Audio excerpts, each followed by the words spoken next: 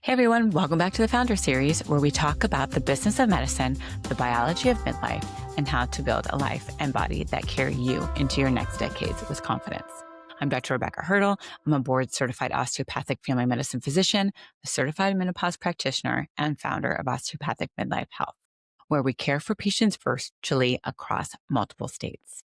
Hi, everyone, and welcome to a very special episode. This clip was filmed live at the Menopalooza event in September in 2025 in Chicago. And two of my dear friends, Julie Fideli and Pam DeRose, they are the ones that put on this amazing event and asked me to be one of the speakers. They are both the founders and authors of Midlife Upgrade, which you can find on Amazon. I have the book at home. It's fantastic. So I had first had the pleasure of meeting both Julie and Pam during the 2024 Society conference that was actually held in Chicago. And the two of them were hosting events around the launch of Dr. Kelly Kasperson's first book. And so I was invited by, one of my Minnow besties, and we went to dinners that Pam and Julie put on. And it's just incredible. It was so much fun, invigorating. I got to know a lot more of my own colleagues in the menopause space, because that was actually my first in-person Menopause Society conference. Got to definitely know Dr. Kelly a lot better, and now I would consider one of my friends. So we were all brought back together again at their Menopalooza event, and this time celebrating Dr. Kelly Kasperson's second book launch, which you can also find on Amazon. It was truly an incredible day, full of learning, connections, and so many familiar faces who, have now become just friends and colleagues of mine, along with me always meeting new colleagues and turning into new friendships. So it was just always such a great networking event, and just amazing to watch women in all of the information and have an event where, we all come together for the greater good of women's health. So this particular clip is a short version, of the whole day. I had a 20-minute conversation with Pam, and we talked all about GLP medications and their role in midlife health. So if you'd like to watch the entire day, I would highly, highly recommend it. Had so many amazing speakers. Head over to Midlife Upgrade's YouTube channel and be sure to follow them also on Instagram at We Are Midlife Upgrade. I will link all of that in the show notes, so that way you all can support them as well. So I hope you enjoy this clip as much as I enjoyed being part of such a powerful and joyful day. We're thrilled to welcome a physician who's on the front lines of women's health and transformation. She's also become a dear friend of ours, Dr. Rebbecca Hertel. Dr. Hertel is a board-certified physician with a passion for helping women navigate midlife with clarity, confidence, and cutting-edge solutions. She has a special focus on metabolic health and powerful new therapies like GLP-1s that are changing the way we think about weight, hormones, and vitality in midlife. She brings both expertise and compassion to her work, empowering women to take charge of their health span and step into what is fully possible in this next chapter. Please join me in giving a warm Menopalooza welcome to Dr. Rebbecca Hertel. Oh, look at all of you. Thanks, everyone, for coming on this Sunday. Totally, it's great. This is awesome. So GLP-1s, we've all seen the commercials for them, Ozempic, Wegovy, Zepbound. I actually wanted Rebbecca to talk about GLP-1s selfishly because of my own journey. So I told you a little bit about my background of being a health coach, raw vegan chef. Not that I really eat that way anymore, but I exercise 6 days a week. I eat clean. I do all the right stuff. However, I did my blood work about 6 months ago, and I tested pre-diabetic. I was also about 15 pounds heavier than I am right now, and I couldn't figure out what the heck was going on with my body. Out of the blue, when I went into perimenopause, I gained like 25 pounds out of just nowhere, not knowing what's going on. So I am your insulin resistant menopausal women, and I know there are a lot of other women in the same boat who are struggling. So I think it's important for everyone to learn a little bit about GLP-1s. Sometimes they get a bad rap, but that's not necessarily. There's a lot of great benefits that come out of using them. So Because they're being talked about everywhere right now. Can you start by explaining what GLP-1s are and what they do in the body? Yeah, absolutely. So this story I hear all the time when women come to me. And both I have an insurance-based practice and I also have a concierge practice. And so given the amount of time that we have, I'm going to really talk to you all about how I do it in this smaller model insurance because we don't have a lot of time. And your doctors probably don't have a lot of time to talk to you either.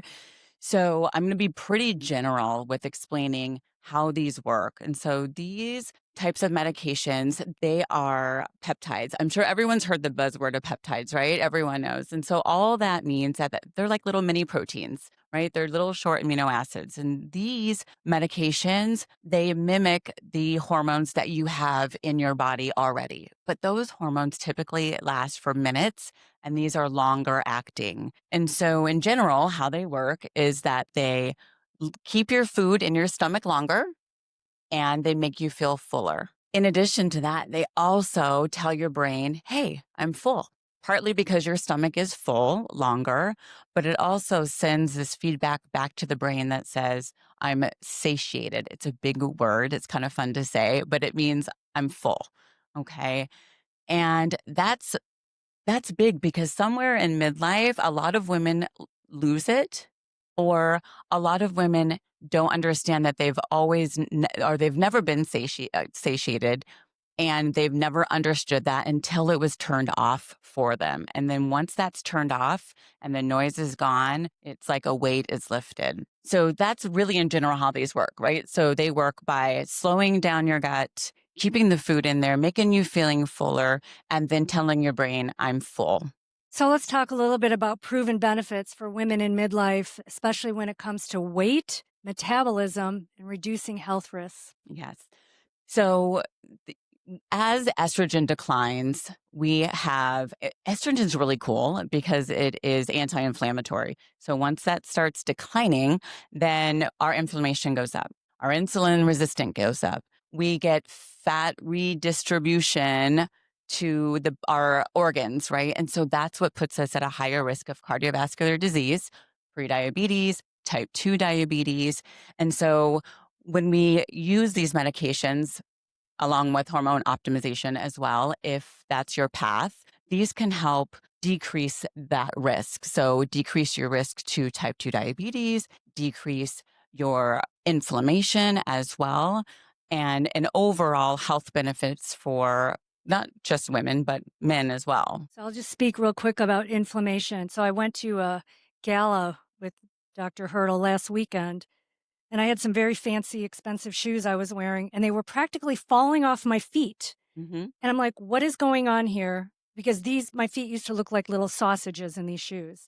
And it was because my inflammation has been reduced significantly. It's really crazy. And I see this all the time. So, these women will come to me, even hormonally optimized on their hormone therapy, but something still isn't right. They're inflamed, they're retaining fluid, they're retaining water. And so we'll add a GLP and it helps, it works. So even if you are optimized, you're eating well, you are exercising, you're hydrating, you're sleeping, and your hormones are optimized, sometimes adding a GLP can also help with that extra inflammation. It's quite amazing what I see in my office and with my patients. So one of the things that I think people would love to know about is the difference between semaglutide, like Ozempic and Wegovy, versus Tirzepatide, something like Zepbound. What's the difference between those two? So I always put my two little hands out when I talk to my patients and I say there's semaglutide on one side and there's Tirzepatide on the other side.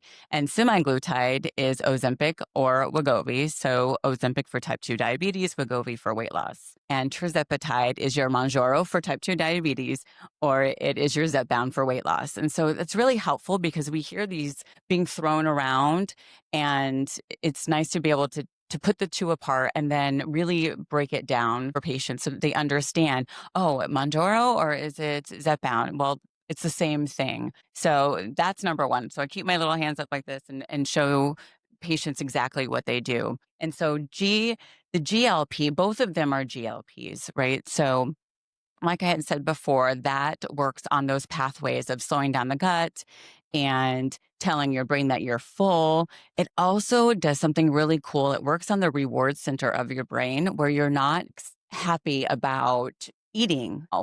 For some patients, you have to say to them, you may get depressed because you're not enjoying food. So for all the foodies out there that really get excited about eating and it gives you a lot of joy, I have to make sure that I let them know that you may get a little depressed from this. And they do. They come to me and they're like, I don't enjoy it anymore because it was so much fun. And now I'm just like eating to eat. So it's like fueling your tank. So if you're putting gas in your car, it allows you to put gas in your car and then drive to your destination instead of worrying about in a mile or 5 miles, do I need to fill up again? Do I need to fill up again? Do I need to fill up again?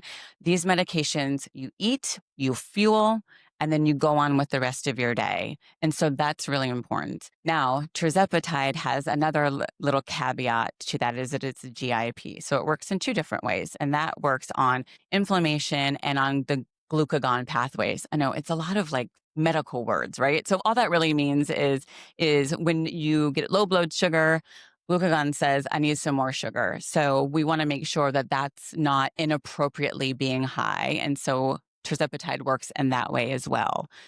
And it really is nuanced because some women or men do great with one, but not with the other. So I usually will offer both. I do find in my practice that Tirzepatide seems to work just a little bit better and a little bit better with that anti-inflammation effect too, mostly for my women. And I'm on Tirzepatide, and I have tried both. Tirzepatide I definitely did better on. So tell me some of the risks and side effects you might have from these medications. Yeah. So, a lot of patients will come to you and they're scared to death. So they are, they're Googling. And again, part of that conversation is, okay, so what's going to happen? What am I going to see most of the time? Most of the time, I see some nausea. I see constipation or diarrhea, either one, and it is patient specific. I don't often see vomiting unless you're one of those that if you get nauseated, you're going to vomit. So those are the most common. Now, I will also say to them that it may really suppress your appetite so much that you are not able to eat. That is not the goal at all. And even with the starting dose as well. So you have to be really mindful of that. But those are the most common. And a lot of times, even with the nausea, it gets better. Sometimes I'll give them some medication to help mitigate that nausea. I will also let them know that if you're going to eat fatty food, you may get the diarrhea with it. So you have to be really careful about the types of foods and how much food also. So really when you're on these medications, you want to be mindful of it's small amounts more frequently. I treat them kind of like my gastroparesis patients, right? So because it's essentially doing the same thing. So the food is staying in there longer. You have to be mindful not to eat a lot at one time. So it's a small amount more often. And that typically will help mitigate those symptoms and those side effects. So how do GLP-1s fit into the bigger picture of health? Are they a magic bullet? Or do lifestyles like nutrition, exercise, and hormones still play a role? Yes. It's funny because when you ask that question, I have one patient that comes to me in mind because she's like, can I just be like everybody on TikTok and not do anything but just take my GLP? And I'm like, no, honey, you cannot do that. And that's not the way it works. And she's like, I really just don't want to work at it and do anything else. So, and you really have to, they are a tool in our clutch bag. I don't have a toolbox. I have a clutch bag. So there's many tools that are inside of there and GLPs are one of them. And I'm a stickler. If you come to see me for weight loss, I'm going to see you very regularly. You're going to do body compositions. You are going to eat protein and a lot of it. And you're going to hydrate and you're going to sleep and you're going to stress manage, all of those things. So all the lifestyle factors are prioritize your protein. You have to do it. You have to resistance train. You guys, 1 out of 2 women will have, over the age of 50, will have an osteoporotic fracture, right? There's a lot of us in here. So you have to resistance train, whether it be bands, cables, dumbbells, it doesn't matter to me. So we talk a lot about that and we come up with plans on how to resistance train, how to prioritize your protein and then your fiber around that and hydrate. And you cannot eat and drink at the same time on these medicines. So it's food, and then you hydrate in between because you're going to get too full. You won't be able to do that. And so if I can get women to at least do that. But yes, you have to do all of the work. So, and all of those things are great lifestyle changes, and it all improves your longevity in the long run, which is what we all really want. And that's why you're all here. So what about some of the big myths and misunderstandings about GLP-1s? Oh, yes. Well, one, it's very nuanced, and you need to find what works for you. So it's not magic. You're not going to just take the medication, right? So that's usually what we hear. So I can take the medication and then be on my merry way. And that's just not true. It really is hard work. Some of the other myths as well are that you're going to get, most of my patients come to me and say that they have to be on it forever. Some patients do and some patients don't. So it really is patient specific. So we have a very long conversation because, again, a lot of these patients, once you shut off that food noise, they were like, I had this my whole entire life and I never realized it until it was gone. And those may be the patients that may need to stay on it a little bit longer, but it's not a one size fits all. As you all know, if you've listened to any of us, we talk about that with hormones. It's the same thing with GLPs and weight loss because you are all each your own special unicorns. And so everyone is different. So if someone in this room is interested in learning more about GLP-1s, what is the best way they can approach their doctor to get some help and information? You need to find someone that knows what they're doing. So, whether it be an obesity medicine specialist who's certified, and not everyone needs to be obesity medicine certified, but they clearly need to have a very clear understanding about women, weight loss, how GLP-1s work. You cannot do, again, a one size fits all. So if I put somebody on a GLP, I'm not going to every single month increase their dose. If you are losing weight at the starting dose, that's amazing. We're not going to increase it. You're doing great. So a lot of times patients will come to me because they've been titrated up. Well, now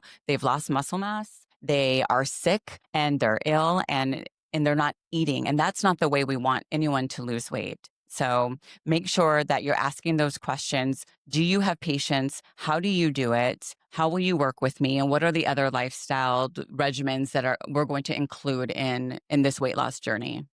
Okay. Does anybody have any questions? I'm going to probably see a lot of hands go up. Hi, I'm Kristen, and I'm a registered dietitian who works in the menopause space. Can you speak to microdosing and helping with women in menopause, as well as how to get off of a GLP-1? I have a lot of patients who are asking me about both, and I'm like, I don't, Dad. Don't know. I can't answer. Yes. Okay. So, my little spiel That's is. actually a great question. It is. I'm microdosing. We did about that. Yeah. So it's not FDA approved. Right. I'm going to put that all out there right now. Okay. There's my. But the cool thing about concierge medicine that I can do in my non-insurance space is that I can do those kind of things. Me personally, I see it work very well in a lot of my patients because not all of my patients can honestly tolerate the starting dose and they don't need it or they don't need to lose a lot of weight. But boy, they can't eat any less. They can't exercise any harder and they're optimizing their hormones and they're just like, I'm going to give up. And so that's where microdosing a lot of the times can come in. And again, when you're microdosing, there are different ways to do that. Are you using a compounded pharmacy? You need to be very direct with your patients and you need to allow them to understand what that means if you are going to someplace like Lilly Direct Online cash pay versus a compounding pharmacy, someone that you respect, that it's not FDA approved, it's off-label dosing, those types of things. So that's important. Now, getting patients off of GLP, it depends. So sometimes we can get them off of their GLP-1. Sometimes we will slowly titrate, whether it be I will have the dose go 10 days, 14 days, and then go down to the lower dose. For some patients, a monthly injection of the lowest dose works, and that's what works for them, and that is fine. Some I titrate to the lowest dose, and they want to try to get off, and we get them off, and they do really well with all of the other lifestyle modifications that they continue to do. Hi, I'm Vered. I just have a question. I'm trying to understand about other peptides like CJC and tesamorelin? I don't know if I said that right. And are they similar to GLP-1s? Is it a completely different thing? Is it totally safe to use? Is it use at your own risk only with a certain, provider? Yeah. How do you feel about that? So I'm just diving into some of that space. I think Dr. Katherine Johnson does a little bit more on that. So yeah, some of those peptides, and she may speak to a little bit more of that. Again, those are use at your own risk, right? Not FDA approved types of things. Semaglutide, I know for some of my colleagues, I have not used it yet, has helped when you hit a plateau and they don't work anymore. And so sometimes adding some of those other types of peptides can help allow those GLPs to work a little bit better. Dr. Hertel, you and many of the doctors in the space for menopause care talk a lot about going concierge versus the insurance model. Can you tell us what are the benefits of going to a concierge practice? Why so many of you are switching to that model? And is it accessible for women? Time and the ability to do whatever we feel we should be doing as physicians and not being controlled by insurance companies to tell us what to do for all of you. I mean, that's the biggest thing, right? So we, have been raised as clinicians that insurance, they're constraints of what we can do. So now they're telling us how to practice, how long we can practice, what we can do for our patients.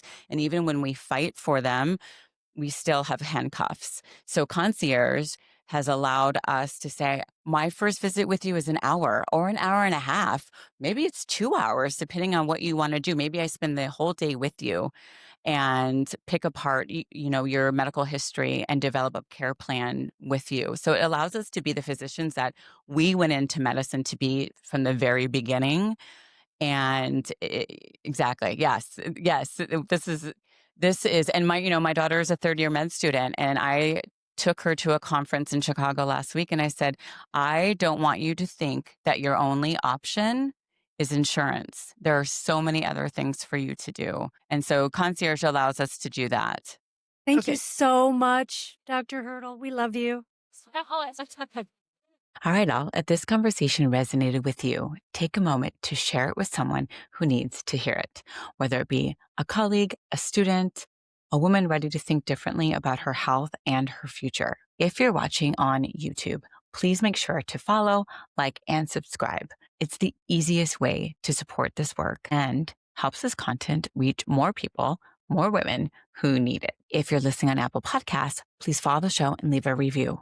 Those reviews matter more than you realize and help other listeners find the series. You can also follow me across platforms for more education on all the social, Instagram, Facebook, YouTube, LinkedIn, for more education, clinical insights, and founders content. For clinicians, you can earn CME if you listen to this on the Pinnacle app. And if you want to learn more about how we approach midlife care, hormone optimization, metabolic health, you can find me at Osteopathic Midlife Health. So as always, this series exists to help you think differently about your body, your career, and your future. Because the next decades of your life deserve intention, strength, and clarity. So thanks for being here, and I'll see you next time on the Founder Series.